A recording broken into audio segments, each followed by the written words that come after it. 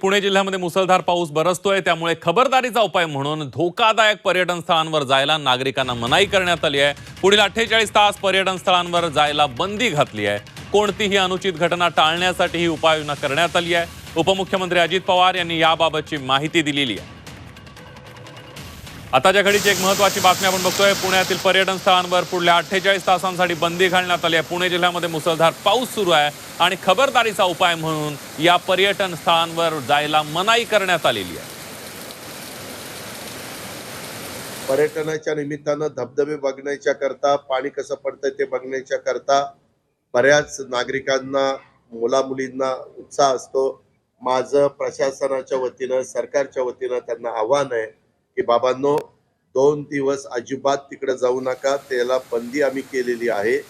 2 दिवस 48 तास आम्ही ते पूर्ण बंद ठेवलंय।